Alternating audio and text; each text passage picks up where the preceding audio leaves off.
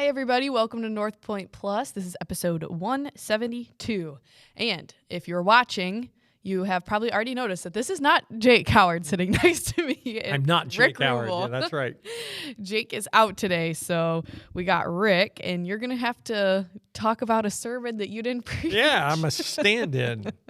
That's okay. You guys have, I think, done that before, right? Yeah, we have. So it's not like anything crazy. Yeah, one time I got sick on a Saturday. Actually, it was when I got COVID. Oh. I was sick, came down sick, tested positive for COVID on Saturday. Called Jake at 2 p.m. and said, "Hey, you're preaching tomorrow."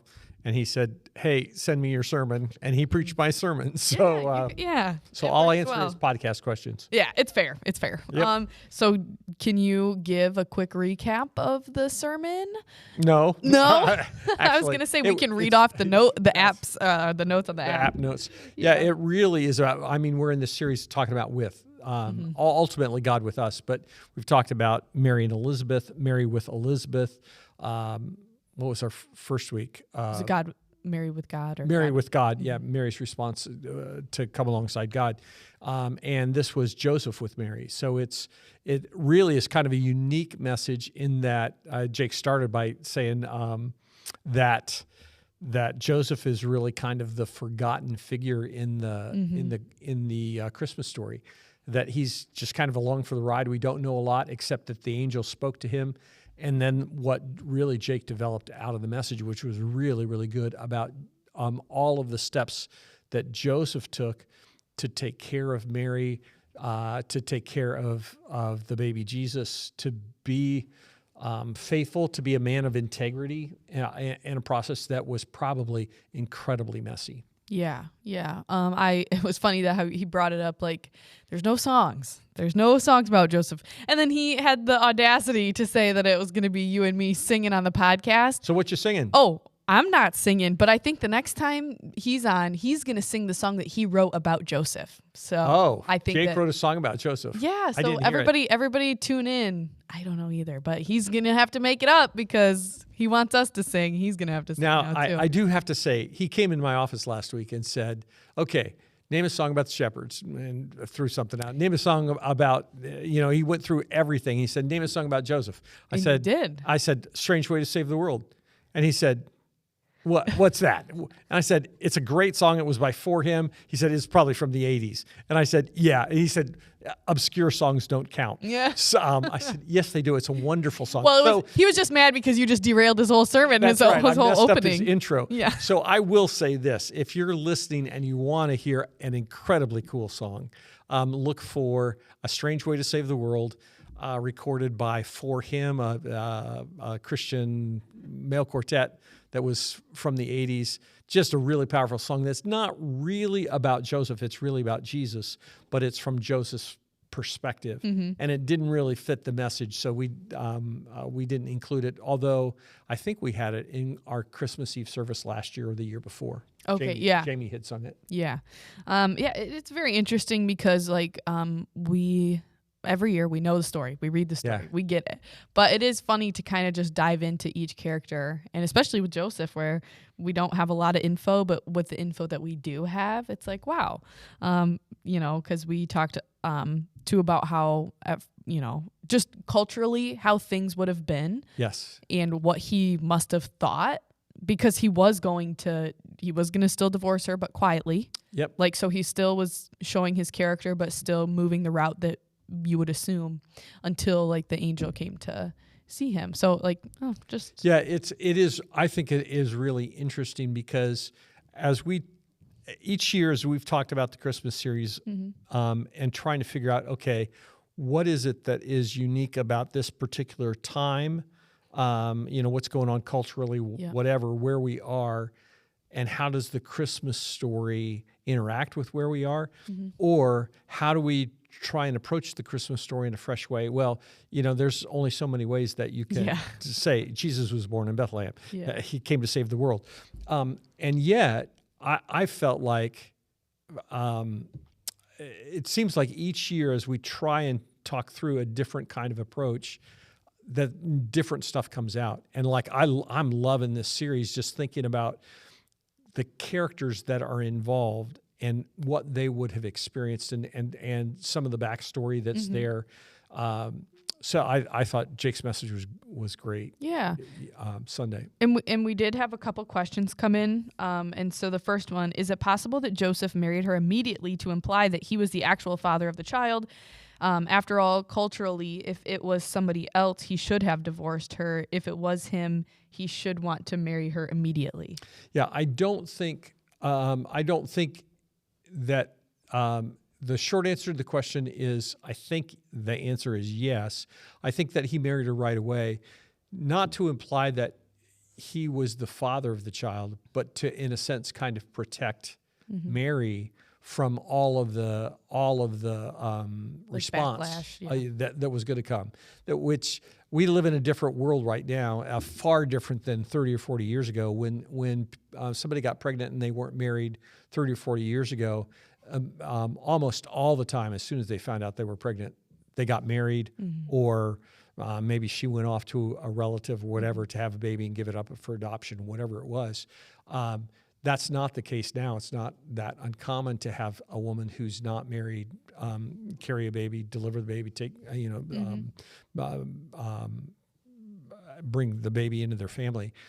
I think in this situation, there probably was lots of cultural backlash. And so for Joseph, without ever saying he was the father of the child, that people who were kind of on the sidelines, people who were just in the community, oh, that's what happened. That they're connecting dots, drawing conclusions, and Joseph does that to try and just preserve some of Mary's reputation as well, and willing to give up his own to do that, to take the hit personally, to take some of the pressure off Mary. Yeah. And so the second question we have here, Matthew 1:16, Jacob the father of Joseph, and then Matthew 1:20, Joseph the son of David. How can both statements be true?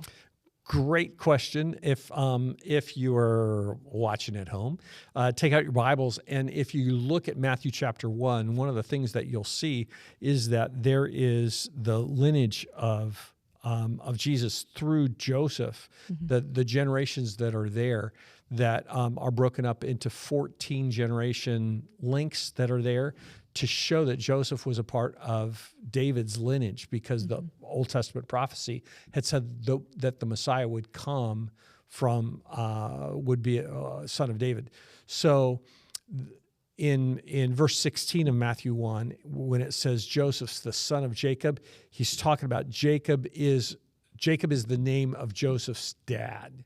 And then later in verse 20 or wherever it is, where it says Joseph, son of David, it's talking about the lineage that he's that he's a descendant of David, because it says that there are 14 generations from David down to Joseph that take him there. That it breaks it up into 14s. And something that I think is easy to forget, and maybe it's just me, but it's like why that is important. And I was telling you before that I've been like reading the Old Testament, because sometimes we get wrapped up in like Old Testament, like old stories, old whatever. We focus a lot on the New Testament. And so the importance of Jesus and how Jesus is shown throughout the Old Testament without actually saying a name or anything like that. It says in Matthew 1:23, spoken by the prophet, and it's talking about like this is happening, spoken by a prophet. Can you talk a little bit more about that, like where that was coming from? Yeah, that comes from Isaiah chapter 7, verse 14, where it says, this child is going to be called Emmanuel, God with us. And Isaiah the prophet is prophesying that God is going to come down and live among us, which is a huge deal, but it's in the midst of a greater prophecy, and it's just kind of there. It's not Isaiah 9, where it says, his name shall be called Wonderful Counselor, Mighty God, Everlasting Father, Prince of Peace, the Mighty God. It's kind of separate from that, but in that same context. Isaiah 6, I think, says it's the voice of one crying in the wilderness. It prepare you the way of the Lord. That sets the stage for that. Again, all in early chapters of Isaiah, early prophecies of Isaiah.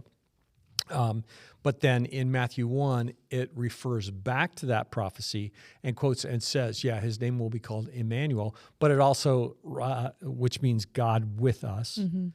But it also says that the angel says to Joseph, you're going to name him Jesus, for he shall save his people from their sin. Because Jesus, the name Jesus means Savior. Mm-hmm. It's the same kind of a Greek version. It is a different version of the name Joshua. Joshua is the similar name that means Savior, which is cool. Yeah, and again, I think that it's just, I like how Jake on Sunday put it in terms of like, think of how you would have felt like being Joseph and like about to marry this woman, and I think that that's important that we put ourselves in that position, because it's so easy to say like, I would have never been a Pharisee. Like I would have believed Jesus right away as soon, which like, okay, it could be true. But also you have to remember like how easy it was for a lot of people just to be like, meh, like this is nothing. This isn't that, and cause I think it's also easy to just say, yeah, I would have been one of the ones, I think when you really begin to think about the components of this story, about what happened, mm-hmm. that it speaks so strongly about the character of Joseph. Because it's funny, in our life group last Wednesday, we were talking about this, just talking about my message from a week ago, and one of the guys in the life group said, wait a second, you can't say that Joseph, he couldn't have just done that, because what we talked about, and this is what makes sense in my mind. So even though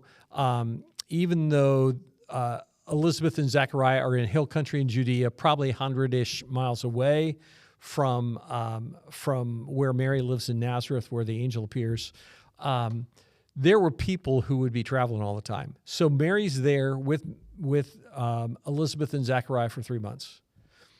And it doesn't appear that she told Joseph anything before she left, that she just up and left after mm-hmm. the angel appears to her. And so your fiance cuts out. She's gone for 3 months. It's not like they have mail service or internet or mm-hmm. whatever where they can communicate. And that word leaks from the hill country in Judea back to Nazareth, and Joseph is here, and yeah, your fiance, she's pregnant. Nah, there's no way she's pregnant. Mm-hmm. No, she's pregnant. Yeah. And then after 3 months, she comes back, and it's clear that she's pregnant. Joseph, that he would choose to put her away quietly, and not just be angry and vindictive, just speaks so much about his character. Well, and it's what we've talked about too, about how God uses like the craziest stories that we would have never thought for ourselves and for others, where we're like, we would have never thought that would have happened to you. And it's like, well, God has a different plan. Like it's different. And it's like, I guess another question that we have too is, what happens when we don't get an angel to tell us what to do? Because, right, Joseph was still gonna do it in the right way. He was still gonna just quietly say, it's fine, whatever, we're just done and moving on. But then an angel comes and tells him, like, well, actually, you're a part of this too. Yeah, you're a part Buckle of the story. Buckle up. Yeah. You're a part of the story. You're a part of this ride, and you're going to have to follow through. And the angel, it doesn't say, this is going to be easy, though. Don't worry, because you're with us. Like, you're on our side, so it's going to be easy.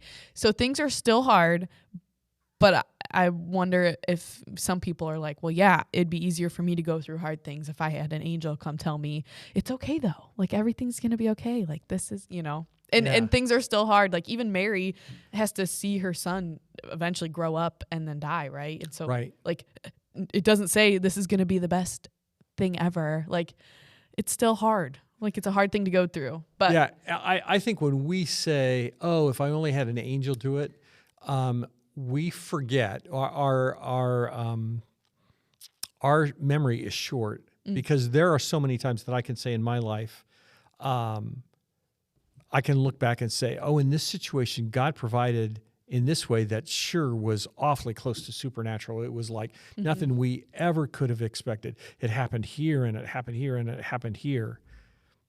And then to find yourself in a situation where there's lots of pressure and things look really, really scary, and we think, oh, God, where are you? I'm not going to be able to get through this at all.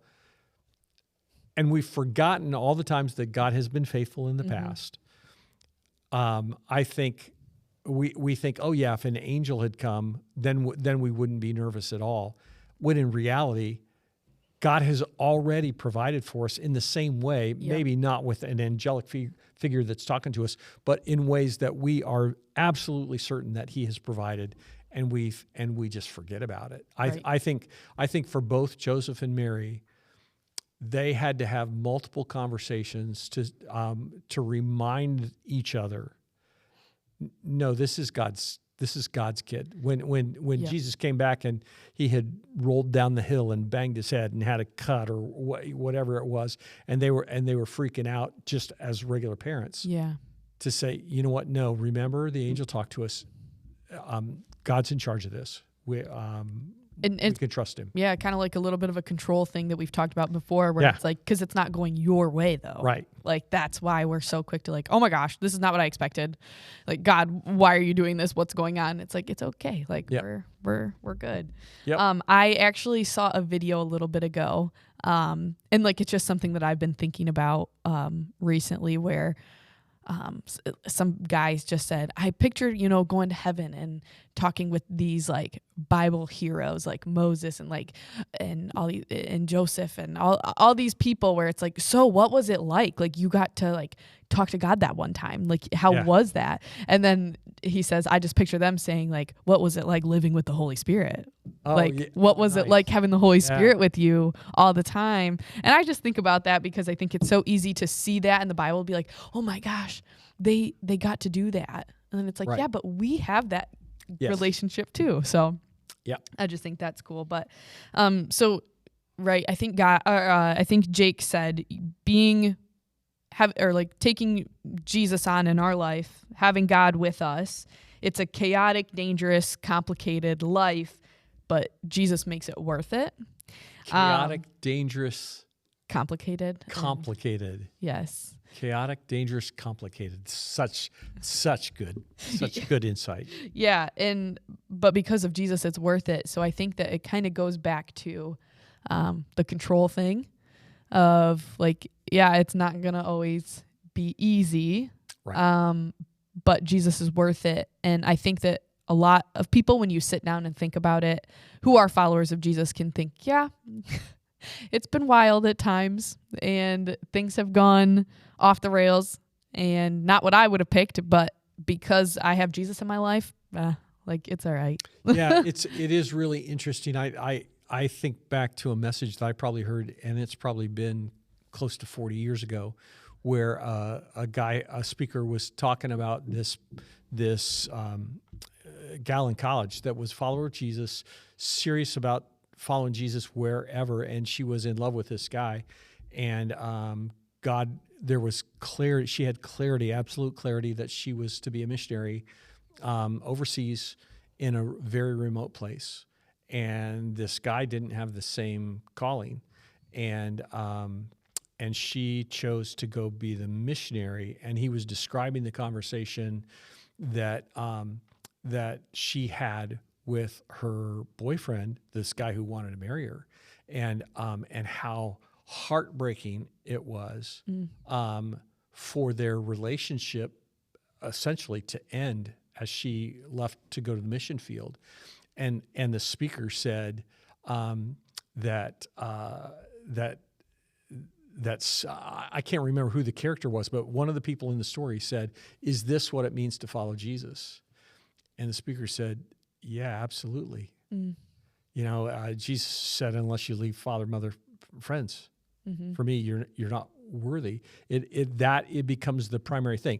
That's complicated, chaotic, dangerous. That's not what we would expect.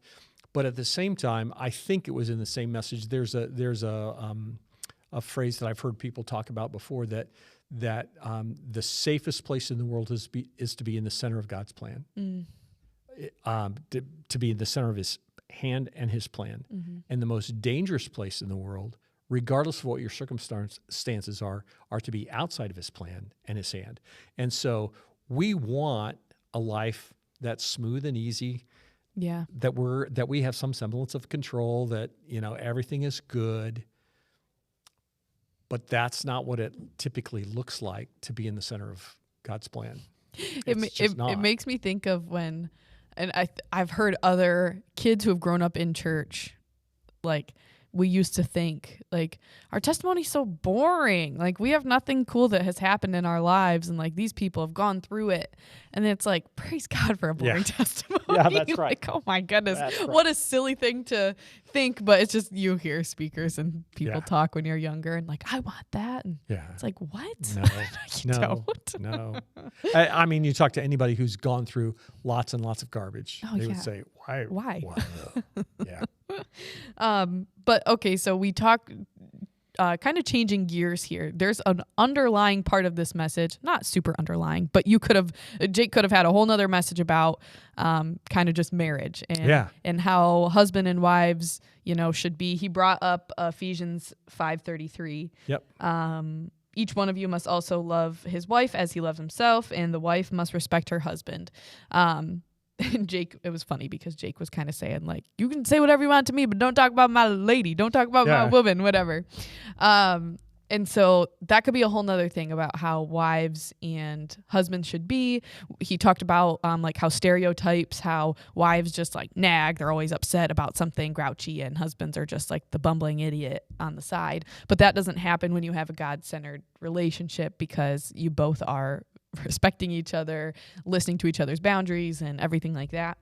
I guess the question would be, what can people learn from this when they are a widow, or if they're not yet married, or if they're married and the husband isn't taking that leadership role? What would you say to those people? Yeah, I think there's a danger when you look at a message like that and start to think outside of what its intended purpose is. So if that makes sense, that message, the message that Jake was trying to communicate yesterday, was to husbands to say, your job is to protect, to take care of, to nurture, to cherish your wife, to have that kind of relationship where you're protecting her. Even I love that he said, even though I want my girls to be strong women, that God set up this system that there is this mutual submission that takes place, and a part of that is that for whatever reason God put man to help cover, protect whatever their wives. That it's really easy to say, okay, well, since I don't have that. Since I don't have that, what do I do with that? Well, I think you look at it and you look in the broader picture. I think if you're married, that there is that you look at this context and you say, okay, what was Mary's piece in it? And their Mary's submission to God and to Joseph in this process is really significant too, because Mary could have said, Joseph, the angel appeared to me. Yeah. You go whatever. I mean, she could have taken on an attitude because Gabriel had appeared to her, even though the angel appeared to Joseph as well. Yeah. But me first. That's right. That's right. So I think you just take that kind of for what it's worth and say, yeah, that's it. I think that the word of affirmation and encouragement to widows, to somebody who's not married, whatever, is that God has said that he would be the father to the fatherless, that he would take care of widows and orphans, and that God himself is the one who takes care of them. And you don't have necessarily somebody who is there I love Jake's application where he said sometimes he says to Ashley, "No, you can't talk that way about my wife." Yeah. It's funny because I would sometimes say that to the kids when they would be mouthing off to Deb. I would say, "You're not talking to my wife that way." And it's that's a healthy perspective. You don't have that if you're not married, but God is the one who guides and protects and oversees, and we can trust him. Even if we don't have someone there beside us, we can trust him to intervene for us, to protect us, to oversee us. Well, and since Jake brought up like Ephesians 5:33 and like, that he said like that whole chapter, we can kind of go, we could do a whole another message about that, but whole series. Yeah. They I just think it's important too. Like I kind of was thinking of single people who aren't married yet, younger people, and looking at that as like a guide. Like you shouldn't let somebody in your life if they're not going to be like that for you. That's great. And I think like something that we say in culture today, or not we, but like just society, whatever, says, like, how can you love somebody else if you don't love yourself? Which I think like a good flip side of that is like, you need to have your whole heart be devoted to Jesus before you can love somebody else the right way. And then the same way, because that will give you like the discernment to be like, oh, they do, like they love Jesus. Like, and we won't be unevenly yoked, and how important that is just when you're looking for somebody like that too. Yeah, it is really critical that I think if you're in the process of dating, if you're hoping to date at some point in time, if you're that you're able to, with some level of objectivity, see someone living out a full-scale commitment to following Jesus no matter what. And you're going to see that in the way that they treat other people. You're going to see it in the way that they treat you. You're going to see that in the way that they treat server at the restaurant. The people who are just kind of on the side in life, the people who don't seem to have any value. Followers of Jesus don't see anybody as not having value. Right. And so it's going to be lived out in their priorities. And it's one of those things too, where it's like, it's not that you like hate this person now because they're not the right person, but it's like, that's just not the right person for you. We're not going the same direction. Right. Yep. Yeah. It's not the same thing. Yeah. One of my daughters, Holly, had a conversation. We were talking actually last week, and she said, "Dad, let me just ask," because she was having a conversation with her friends, and she said, "You guys have been married 43 years. What would you say is the key to being married long term?" And I answered, "How's that for a tease?" Yeah. I said, for us, I mean, my decision to marry Deb was based not on a lot of cultural thing. This sounds so funny. I love Deb, romance, all that stuff. But the most important thing to me as we dated was she loves Jesus more than anything else. And I know that if she's pursuing God, that no matter what happens, we can make it through. Because our end goal is the same. It's not she was pursuing me and there were other stuff. I was pursuing her, and then there was other stuff. We're both going in the same direction. And so when you experience death in your family, when you experience financial struggle, when you experience a job loss, when you experience a broken hot water heater, all the stuff of life, it gives, if you're pursuing Jesus together, it gives perspective, which doesn't mean that it's not complicated, chaotic, or dangerous, but you're on the same path together. Yep. Total, tangent off to the side, but I do think that would be a good, sermon series sometime too. But is there anything else that you wanted to add maybe that you... Aren't you going to sing? No, I already said I'm not singing. No way. You're the singer. Take it away. It's Christmas. So you like Christmas everyone songs? can sing at Christmas. I honestly do. I will say this. I thought it would have been a cooler intro for Jake to have you come up on stage and do what he did here in your office when he's like, song about this, and then you sing it really fast. Sing a story or song about this, sing it really fast. Yeah. I thought that was funny. That would have been fun. I actually, in worship yesterday, we sing like at Christmas time. What we do is not that different than what we do the rest of the year in terms of worship. We sing Christmas carols, but they're kind of modified and fit kind of the style and stuff we do things. And on the beginning of "O Come All Ye Faithful," I was really, really moved yesterday because I was just thinking about the number of times that I have been in settings where we sang that were just completely simple. Whether it was sitting in our living room with our kids, being with my extended family, and we're singing a cappella, no fluff, but just singing, "O come all ye faithful, joyful and triumphant, come ye to Bethlehem. Come and behold him, born the son of, what is it? Born the King of Angels. Oh, come, let us adore him." It for me, it was kind of a powerful moment that I just thought sometimes I love the energy, but sometimes the simplicity is great too. Yeah. And then the connection for that was our life group was helped serve at the light show last night. Oh. And I stood down at the very far end, so I'm waving to people as they left last night.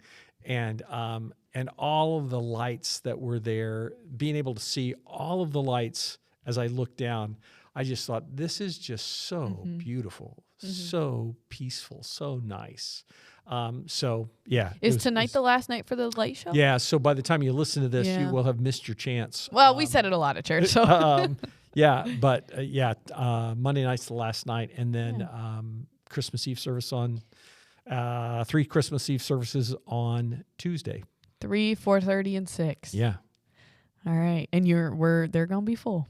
Yeah, they will. It'll be good. So, I said it on Sunday, but if you get a chance, do come in and make as much space as you can. Don't spread out. Because we'll have a full house. Yeah. Well, thanks everybody for watching. Thanks Rick for stepping in for Jake today. So just a reminder, Christmas Eve services 3, 4:30, and 6. And we hope you guys have a Merry Christmas. Yeah, Merry Christmas. Thanks for watching and listening every week. We appreciate it.